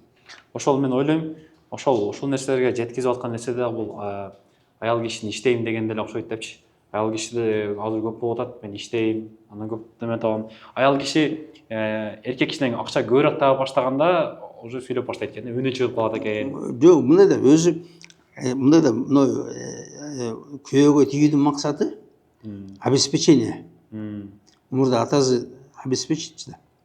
Анан кийин кыз киши өзүн өзү обеспечить, а күйөө кереги жок. Смысл жок. А зачем мен аны еще дагы аны оокатын бышырып, анан керин жууп берем. Өзүм таап алам. Вот келип ошо пирожки, торт, чай менен ичип алып жатып алам. Анан кечке чейин немени карап отуруп берем, жеп жеңил жыргал деп да. Ошондо аларды ошончо иштешпеш керек экен, аял иштеткен болбойт экен. Иштеди эле кетти эмес, бүт баары бузулат. Психологиясы. Мисалы аял базарда иштеп атат да, жакшы эле аял да. Бир нече жыл дүңгүлөп иштеп жүрүп, эле үй салып атат, башка болот. Анан акырындап анын психологиясы бузулат да. Келип айтат да, мен эле акчаны дүңгүлөп таап атсам, мына күйөөм болсо, эптеп эле жүрүп мына күйөө. Же бирөө айтып атат да, сенин күйөөң эптеп эле жүрүп, анан сен эле багып атасың, сен иштеп атасың, сени таап атасың деп. Анан психология бузулат.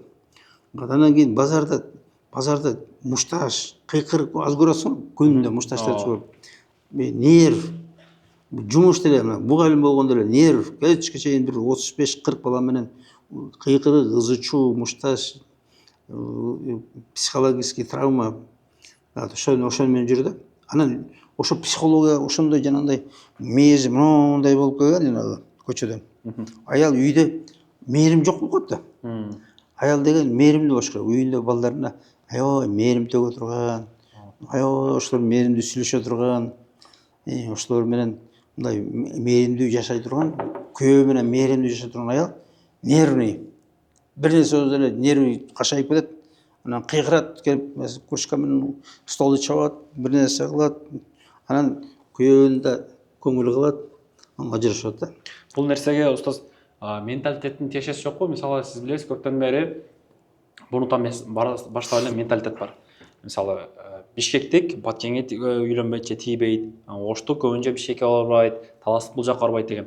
Ушул менталитет боюнча кандай ойлойсуз? Бул менталитет жайыш керекпи же баары бир ушул менталитет боюнча калыш керекпи? Экөө бири бири менен келише албайбы? Кандай болот ушул тема боюнча устаз? Өзү общий правила ошол, общий правила. Мисалы мына семейный правила. Семейный закон. Бул закон деген мындай. Мисалы кээ бир нерсени эркек кылбаш керек, кээ бир нерсени аял кылбаш керек, кээ бир нерсени эркек сөз кылыш керек, кээ бир нерсени аял сөз кылыш керек. Ошондойду биз жакшылап устав кылып туруп коюп коюш керек. Анткени жоголуп кетти. Мына могу дунгандарда, даргиндерде, өзбектерде ошол устав бар. Буну постоянно ар ким айтып жүрөбүр жатта. Бизде эч ким жок айта турган. Баарыбыз биз баягыдай мындай бир коом болуп калдык. Чачырап кеттик, эч ким иши жок. Ошого устав кылып жазып коюш керек. Менде бар даяр. Ошону бирок ар ким колунда болсо устав. Ал ошону ыйык сактаса, мына аял киши сенин ишиң мынау, милдеттериң мынау, укуктарың мынау, эркектики мынау. Аны ошого келип туруп кол койсо, макулмун ошого. Анан кийин күйөө чык, нике кый. Өзү нике деген контракт бул. Ошону келип туруп мына деп бериш керек да. Мына устав менен макулсуңбу? Макул болсоң, анда чыгасың. Жок макул болсоң, кет анда. Ошондо бул жерде менталитеттин эч кандай тиешеси жок экен. Просто үйлөнүп атканда договор кылып алыш керек экен, эмнече айтканда, сен мындай кыласың, мен үйгө барганда мен мындай кылам. Разы болсоң үйлөнөлү. Болсо жок. Ооба, болду. Кыргыз эли ар жактан үйлөнсө болот. Өзүнүн негизи ушундай да, өзүнүн негизи ушундай. Сен аялдын милдети мынау, эркектики мынау. Мисалы мен айтам, мен эшиктен кирпичти ташып келем, таш ташып келем, кум ташыйм, цемент ташыйм, көмүр ташыйм, башка кылам, бир нерсе кылам, стройка кылам, чөп чабам, дагы башка ошондой оор жумуштар кылам да, жыгач аралайм, жыгач жарам. Анан аял киши өзүнүн жумуштары бар. Пол жуасың, үйдү шыпырасың, идиш аяк жуасың, тамак даярдайсың. Бөлүнгөн да ошондой. Эми меники сага неудобно, сеники мага неудобно. Сен мен айтпайм кирпич таш деп. Мен сени айтпайм таш таш. Мен үйгө таш түшүрдүмбү, көмүр түшүрдүм, мен бар досторум чакырып келем. Же үкөлөрүм чаккан, кел эле давай, мен көмүр жардам берип коелу. Болду, эркектер келебиз, эркектер өзү ташыйбыз. Сен жакындап ойлой кой. Да? Анан мени да жакындатпа сен демеңе тряпкаларыңа, жанагы посудаларыңа, анан колготкаларыңа, бир нерселерге. Анан ошондой разделение. Ошондой эме, мисалы сеники жеңил өзүңө. Меники өзүмө жеңил. Сенин эмең өзүңнүн намысың, сенин үйдүн тазалыгы, посудалардын тазалыгы, үйдүн иреттүүлүгү, үйдү жакшынакай кылып койгонуң, коозоп койгонуң сенин намысың. Көчөнүкүн мен эмен кылганым, мына үй салганым, көмүр алып келип койгонум, продукттарын толтуруп койгонум менин намысым. Ар ким өзү иштейли, все. Четкий разделение да, турда. Обязанности. Болду. Анан ошо бирибизге эметпейли, бирибизге киришпейли. Вот, мына менин атам менен бул сенин фарзың. Ата энем өз убагында жакшынакай чай бер, жакшынакай сөз сүйлө, жакшынакай кыр. Бул да милдетим. Эми 5 киши, мына 3 бала менен 2 ата менен. Ошо 5 кишиге эмне мисалы ушунча кыйын болуп кетти. Кара да 5 кишини жакшылап. Туурабы? Болду. Анан мисалы 20 киши алып келген жокмун, 30 киши, мектептегидей. Же ресторанда 100 киши алып келген жокмун да. Туурабы? Ресторанда 100 кишиге кызмат кылат. Туура. Бирөөнү да кыңгыта албайсың. Бирөөнү кыңгытып көрчү. Алып кел жалоба. Туурабы? Бир чымын түшүп калсынчы. Мына чымын деп туруп, сени эметет, сөгөт, урат, кыйгат. Анан ошо жөн айтмын, бул жанагы запад коркутуп, үркүтүп, жек көргөзүп, зөкүр булар. Булардын баары жаман. Булар сени эксплуатация кылып атат, билен төлөнүп атат да. А чынында андай эмес. ооба Чынында кайнене өзү өткөрүп берип, кой эми мен под ногами не путаться этпейин деп, келин менен жарашып мына кухняда жүрө бербейин, чалынышып, чулунушуп, жаман көрүшүп деп өткөрүп берип атат да. ооба Эми 3 кишиге чайып келип койгон кыйын эми. Туруп жетишет да. бул жерде жанакы бирөөдөн угуп калдым, бул жерде эң жакшы чечим экинчи эле аял алып койгон жакшы депчи. Ошондо ал сайын кадырлап баштайт деп. Биздин коом ага да жарабайт экен. ооба Биздин коом вообще непригодный, ушундай бир жаман коом болуп калды да. Эч нерсе, мына өзүң калбасаң андай да, экинчи аял жок, ал да жок. Аны менен да мушташат, аны менен да урушат, аны менен да чырдашат, вот ажырашат, качат, ушу бир барекет да. Эч нерсе невозможно болуп. ушул жөнүндө өзү сурай берейин дедим эле да. Азыр биз ушул деңгээлде сүрүп жатабыз да. Келинге бул деңгээлге өтөлү, 4 аялдуулукка өтөлүчү. Сиз 4 аялдуулукту сунуштаганда сизди адашпасам укук коргоо органдары чакырды окшойт. Чакырып, түшүндүрмө берилди деп Инстаграмда да жүргөн да. Жаштарда дагы 1-2 чыгып атат, Умар Кыргыз деген ишкерлер бар. Алар дагы неме сунуштады, өзү сунуш 4 айлык киргизели укук кирди. Бирок негедир мамлекетибиз киргизбей атат. Ушул жөнүндө бир аз сүйлөп кетпейсизби? Сизге түшүндүрмө бериптир, эмне деп сүйлөдү, неге сиз эмне деп сунуш киргиздиңиз, оюңуз кандай Жок, болду? алар мага түшүндүрмө берген жок, эч кандай. Биздики бүт законный болчу да. Бүт жана уставыбыз эмебиз бар болчу, биздин көргөзмөлөрүбүз бар болчу, Кызыл Туу эме газетке Соо Кыргызстанга чыгарганбыз. Бүт баары законный болчу. Жөн эле мындай по черному басты да бизди. Не по праву. Эч кандай чистый беззаконие болду да мындай. Так, анан келип алып бизди эмеге чыгара салып, тияка прессага. Бул да беззаконие бул да. Ошондой кылды да. Вот. Жөн эле эме болду да. Жок жерден бизди мисалы мында ар бир конституция боюнча ар бир инсан атул өзүнүн оюн жарыялаганга, талап кылганга укугу бар. Анан биз умут атабыз, мына мусулман киши дагы бир башка аял менен жашаганга муктаж болуп атат. Анан ошону уруксат бергиле. Анткени биз зына кыла албайбыз, ойнош кыта албайбыз, гражданский брак кыла албайбыз. Эгерде биз башка аял менен дейсек, анда биринчи аялыбызды кетириш керек болуп атат. А биринчи аял кетирсең, балдар бар жерде. Ошон үчүн уруксат бергиле деп биз эми өзүбүздүн укугубузду суранып атабыз. Биз аны келип күч менен алайын деп аткан жокпуз. Бирок алар неге киргиздирбей атат? Эмнеге алар каршы чыгып атат? Эмнени айтып атат алар? Эмне болду? Кептин баары мындай болду, кептин баары жанагы батыш кожоюн болуп алган. Батыш пресса катуу үчү көтөрүп, булар ушинтти, булар мындай атат деп. Андай болсо, давайте бүт зынанын баарын жапкыла. Алла ойноштордун баарын жапкыла. Мисалы мындай атат. Эки аялыбыз эле укугу бузулуп калат. Ойношуп кетсе укугу бузулбайбы? Мисалы ойношторуна квартира алып берип атат, машина алып берип атат. Мына бузулбайбы? Ойношун жакшы көрүп атат аялынан. Онда укугу бузулбайбы? Настроениясы бузулбайбы? Психологиясы бузулбайбы? Толтура. Мисалы мына алда кыз жигит болуп деле канча өлтүрүлүп атат. Азылып өлүп атат, сейкирип өлүп атат, сууга чөгүп өлүп атат, бир нерсе ичип өлүп атат. Толтура. Жана кыз жигит болуп деле. Ой кыз жигитти токтотобуз. Бул деген аморальный. Бул деген өтө бир ыплаз иш. Бул ата энени намызын төөлөп келип бозуп таштап кеткен. Бозуп таштабады, аябай көп. Ошону тыйели давай закон. Эмне тийбейт? Биз айтсак экинчи алам десе эле базага болуп атат да. А муну эмнеге тийбейсиң анда? Вот гражданский брак эмнеге тийбейсиң? Ажырашып алып атат. Ошолор эмне тийбейсиң? Мен оюм боюнча устаз буларга албетте нараттан да аялдар турат, феминисттер турат. Бирок азыр жаштардын сизге түшүндүрмөсүн айтып берейин. Аялдардын эмес, анын үстүндө муну батыш турат. Батышта турат.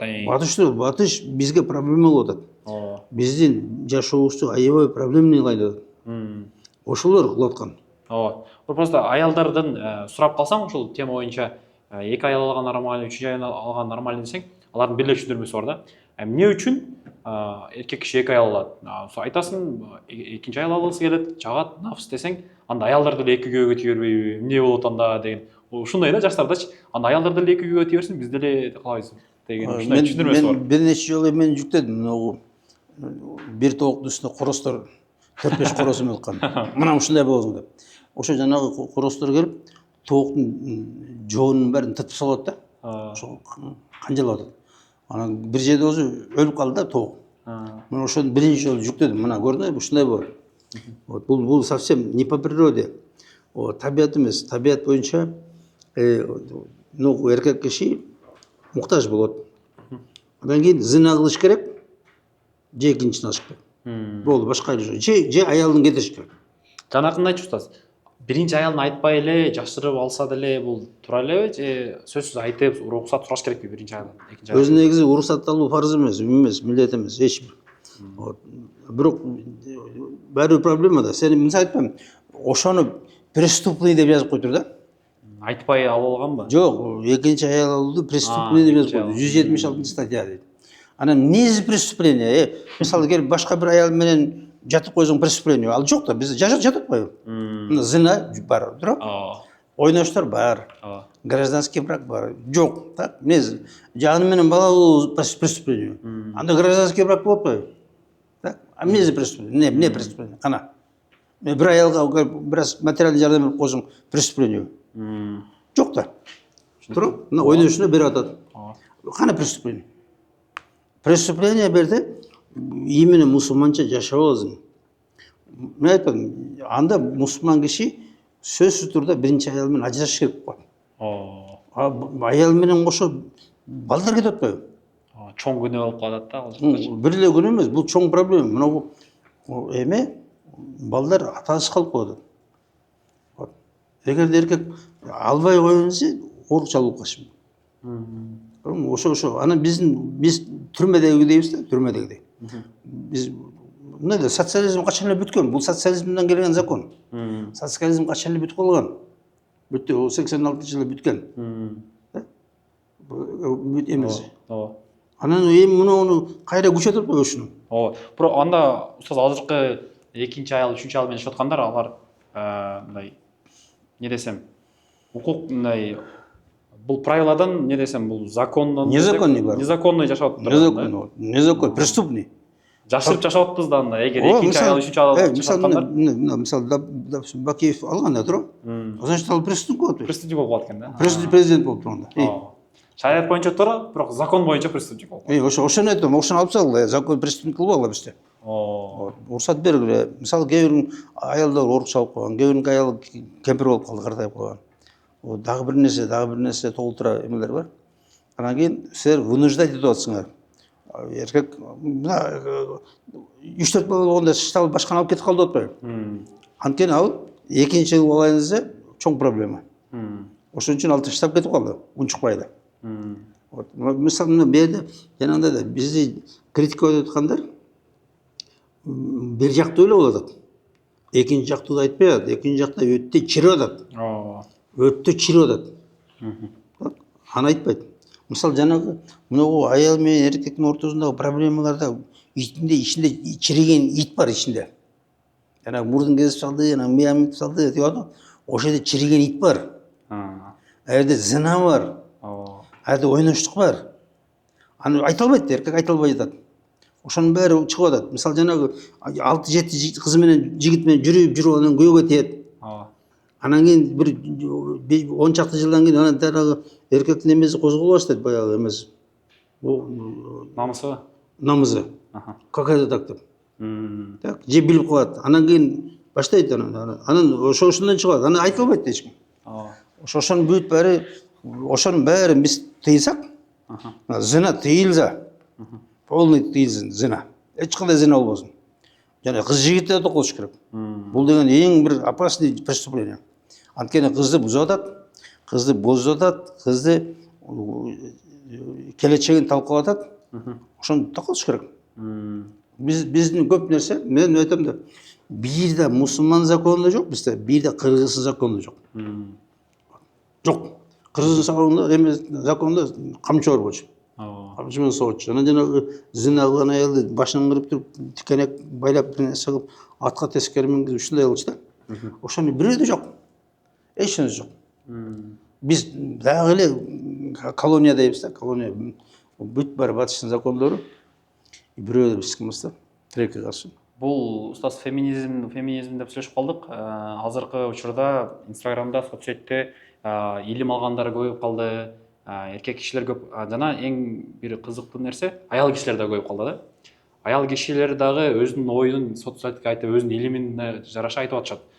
Алар феминизм болушу мүмкүнбү? Же алар мүмкүн эмеспи? Алар илим алган үчүн феминизм эмеспи алар? Жок, алар деле феминистский койтуп атат. Шариатты бурмалап атат. Алар бурмалайт. Даже чоң алымдарыбыз бурмалап атат. Шариатты аябай катуу бурмалап атат. Булар элдерге жакшы көрүнүш үчүн шариатты катуу бурмалап атат. Туура эмес түшүнүп берип атат. Хадистердин баарын туура эмес тафсир берип атат. Туура эмес айтып атат. Вот жанагы алималар бүт баары тескери сүйлөп атат. Пайгамбар үстүнө ат менен сүйлөгөнмөн, хадисти өзү каалагандай сүйлөп атышат. Эч кандай андай эмес. Мына пайгамбар үстүнө убагында сахабалардын убагында бүт баары алган, 2-нчи, 3-нчү, 4-нчү алган, баары эле ачка жүргөн. Анан булар келип отуруп пайгамбардын убагында баары ток жүргөн дегендей сүйлөп атат. Каякта ток жүргөн? Таштарды байлап жүргөн, ошондо да кылып аткан. Эч кандай андай болгон, эч кандай жанагындай укук болгон эмес. Бирде аял сен 2-нчи аял кой, 3-нчү аял койгондо бирөө да чыккан эмес анан. Жок андай. Ошон үчүн бүт азыр феминистический эме жүргүзүп атат. Даже араб өлкөлөрүндө феминистский укук болгон. Бүт жанагы аялдарды көтөрө берген. Апа деле аял да. Эмне үчүн апаныкын көтөрбөйбүз? Өзү апа номер 1 да. Апа мисалы мына шариат боюнча бейиштин ачкычы апанын да мында, аялдын эмес.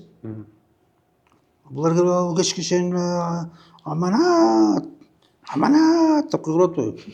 Ой, ал аманат андай аманат эмес. Аманат деген сен онун адеп аклагын кара. Сен анын динин кара. Бузулуп кетпесин. Мына эркек киши кызын берип атканда, күйөө бала айтат. Күйөө бала, мына кыз сага аманат. Муну карап, жакшы карап тур. Бул дисциплина, тарбиясын, тартибин кара. Бул бузулуп кетпесин бул. Буну намазын таштап койбосун. Бул жаман кыздар менен дос болуп кетпесин. Ошону кара. Ошол аманат. Жана окаташ ал эле аманат, бирок окаташты сен өзүң жегендей эле, уже өзүң жегенден эле жегиз, өзүң ичкенден ичкиз деп атат. Болду. Кийими деле ушундай, өзүң кийинсең, аны да бираз кийиндир. Болду. Вот анан айтпам, жанагы булар феминистический ислам кылат. Бул ошо келбейт ислам. Кээ бир сүйлөгөндөр күфр болуп калат. Ошондо кээ бир алымдардын, алималардын сүйлөгөнү күфр болуп калат. Шариатка тескери келет. Бирок жанагындай булар кооз кылып, келип алып, уламлам пайгамбар десе, уламлам жанагы бир нерсесин окуяларды айтып, бир тескери окуяны нормальный кылгызып бар да. Мисалы муну Хадижаны бизнес кылган дейт да. Хадижаны биринчиден ал пайгамбарлыктан мурда болгон. Экинчиден пайгамбар улуктан мурда болгондо да Хадижаны өзү каравандар менен кеткен эмес. Эч качан. Бир эркекти жалдап туруп, контракт менен жөнөткөн. Эч кандай болгон. Анан кийин келип туруп, мына алимада отуруп, кечеде салпактап жүрүп баары. Жок кандай шариатта. Ойлойм бул феминизм бул негизи азыр эң чоң көйгөйлөрдүн бири. Негизи бул көйгөйлөрдү албетте бат чече албаса керек, устаз. Акырындан айтып отуп чечебиз. Азыр келиңиз бираз феминизмден бираз алыстайлы, башка темага өтөлү. Мен азыр Олимпиада жөнүндө сүйлөшкүм келип атат. Мен билем, бир убакта Мерим Жуманазарова деген кызыбыз Олимпиададан бир медаль уткан эле. Анан ошондо сиздин жазган комментарийиңиз аябай неме болгон да, резонанс болуп кеткен.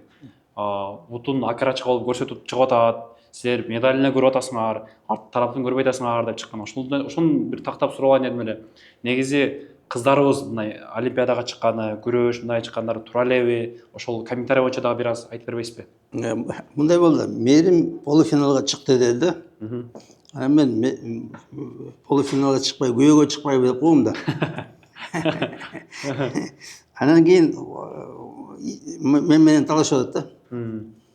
Ана мен айтадым, алтын медальдан көрөчү Алтынбек Тубалбаевы, күмүш медаль албай Күмүшбек Тубалбаевы деп ушуну анан аябай катуу сүрөт. Анан кийин жазып койдум, эми окорочкалар көрүнүп атпайбы, эми ушу тиги деп койдум. Ал еще чемпион боло элек болчу. Ол жана полуфинал деген убакта анан кийин ошо ушундай эме деп да. Ага чейин жазып койгон экенсиз да, андан кийин сиздики резонанс болуп тур да. Анан кийин анан алар чемпион болуп, анан кийин үчөө биригип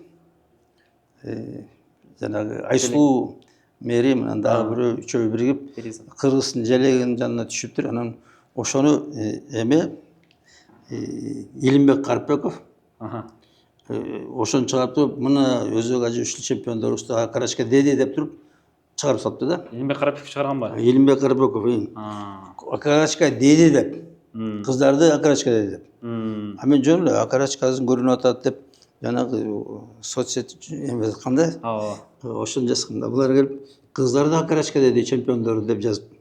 Анан кийин катуу чыгып атат, катуу. Башка нерсени айтсаңыз, сизди булар бурмалап коюшуптур да. Буну Илимбек Карпеков.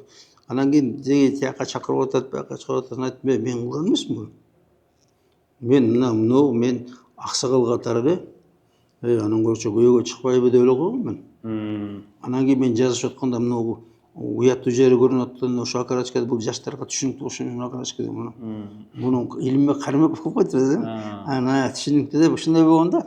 Анан аябай көп чуу ошондон чыккан.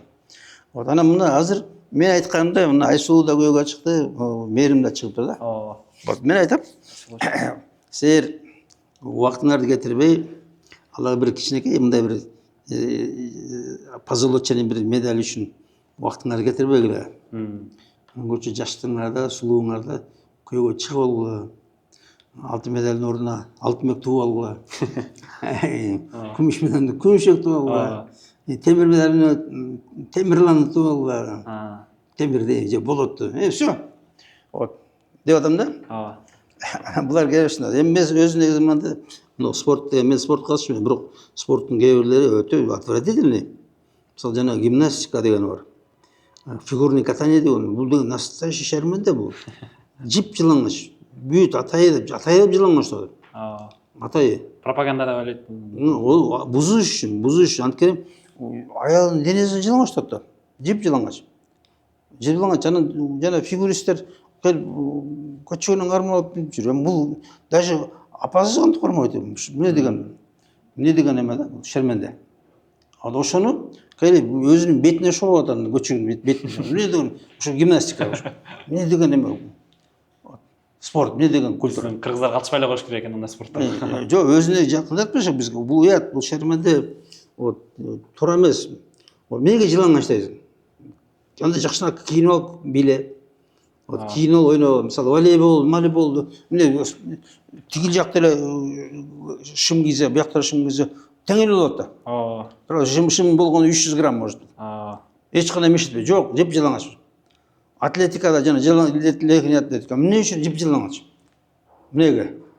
Вот жана бег. Эмнеге жылаңыч? Кийим кийип алса. Жанагындай шымын эмесин кийип алса эмне болот?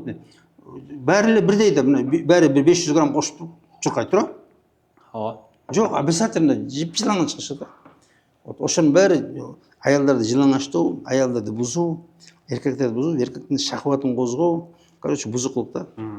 Устаз, азыр биз бир аз көпчүлүк негатив нерсени сүйлөштүк. Негизи эле бир позитив жакка өткөн болсок, устаз негизи бир сурайын деген элем.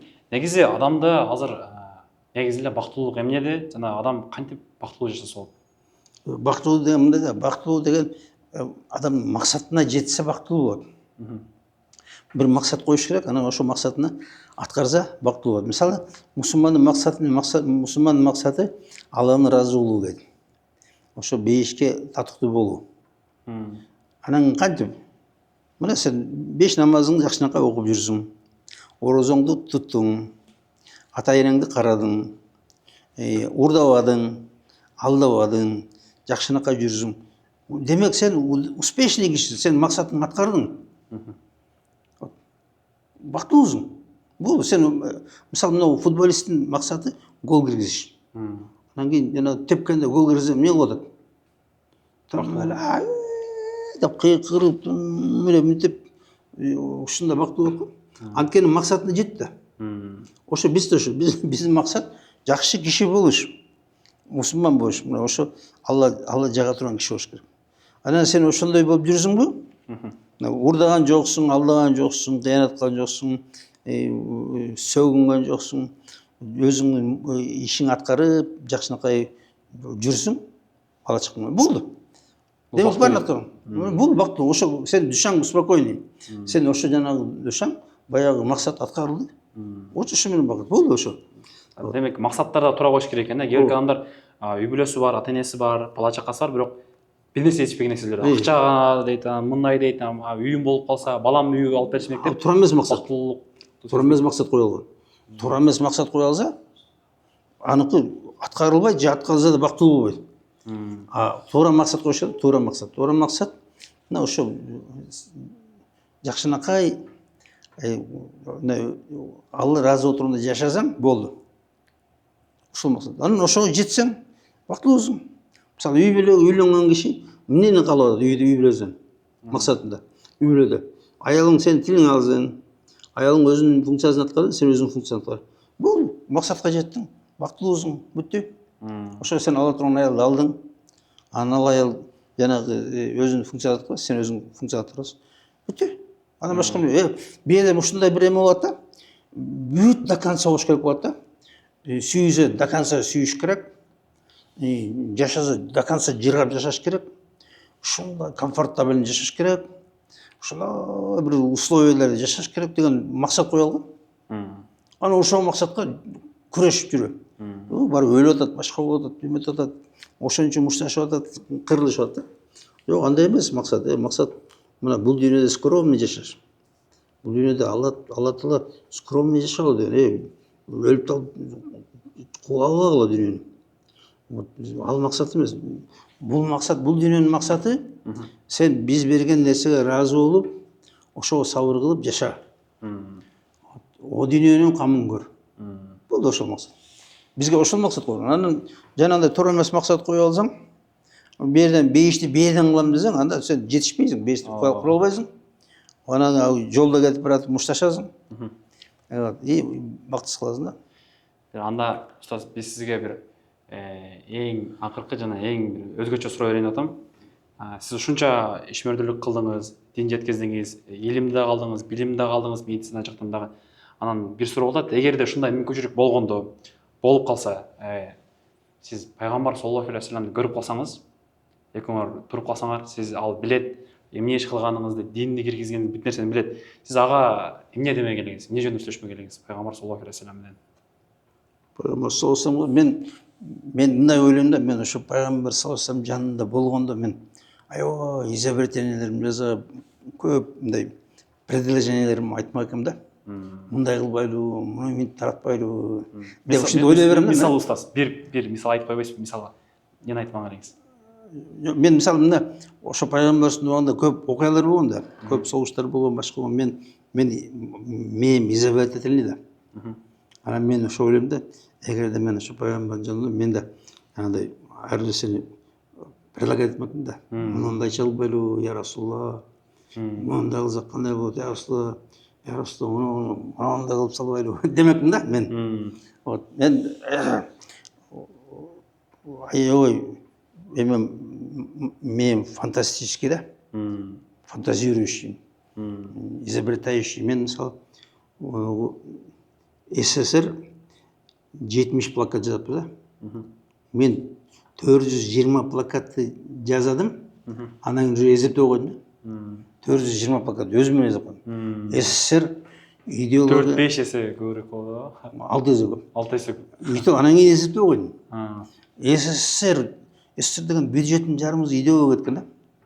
Ошол бир 70 плакат жазып, жана тарбиялык. Мен өзүм менен өзүм. Мен ушуну айтып, мынтип ойлончумун да. Пайгамбардын жанында болгондо, мен сахабалардын жанында болгондо, мен ушундай кылсам деп ойлой берчүмүн мен. Ушундай эметмекмин. Анан албетте баарыбыздын кемчилигибиз бар, кемчилиги жок, киши жок. Алла Таала кечирсин.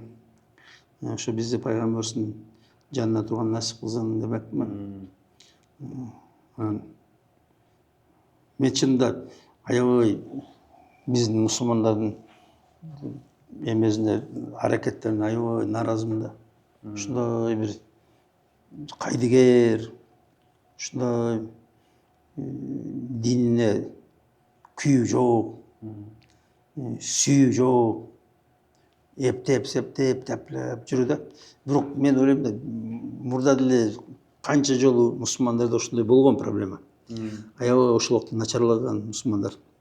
Азыр деле мен келип китептерди жазып, башкаларды эметип, албар бербейсиңер, мына 10 сомдон эле сатып албайсыңар, 10 сом, 10 сом. 10 сомго даже туалетке кире албайсыңар. Бир эле мына бир буклетти алып туруп берсеңер, может ушу менен динге кирип калат, может ушу менен хидаят берип коет. Ошого да жок да. Ошол биз кыргыз элинин атынан, бүт адамдардын атынан ошол пайгамбар саллаллаху алейхи вассаламга бир сөз сүйлөшүүгө мүмкүнчүлүк болсо, эмне деп айтат элеңиз? Бир сүйлөгөнгө мүмкүнчүлүк берди дейли да. Сиз эмне деп айтат элеңиз? Биздин элибиздин атынан. Я Расулалла, аракет кылдык. Болушунча аракет кылдык, башка колдон келбейди демекмин да. Устаз, анда биз сүйлөшсөк отура беребиз. Бүгүнкү подкастты ойлойм биздин көрүүчүлөргө кызыктуу болду. Биздин көрүүчүлөр да жазып кетсин, кийинки подкастта устаз менен эмнени сүйлөшөлү, чөйрөдөгү коомдо болуп аткан эмне проблемалар бар, эмнени устаздан биз алалы, ошол информацияны жазып кетсин. Жана эгер силерге пайдалуу болгон болсо, комментарий жазып кеткиле, суроо, каалоо тилектер жазып кеткиле жана албетте бизге подпискалашты унутпагыла. Устаз, бизге жана биздин көрүүчүлөргө бир бата дуа берип койсоңуз. Алла Таала баарыбызга ишибизге ийгилик берсин, Алла Таала динибизге күч кубат берсин, душмандар ишин ойрон кылсын, бизди ар кандай баракеттен кырсын, сактасын, элибизге тынччылык берсин, хидаят берсин, топ берсин, башчыларыбызды Алла Таала жакшы башчылардан кылсын, фитналардан алыс кылсын, ар кандай согуштардан, начарчылыктан, жаман нерселердин баарынан сактасын демекмин. Алла Таала баарыбызга аман эсенчилик, рахат, иман берсин демекмин. Мен устаз айтканыңыз келсин. Кош келипсиз устаз. Чоң рахмат. Кийинки подкастта көрүшөбүз буюрса. Кушак болуңуздар.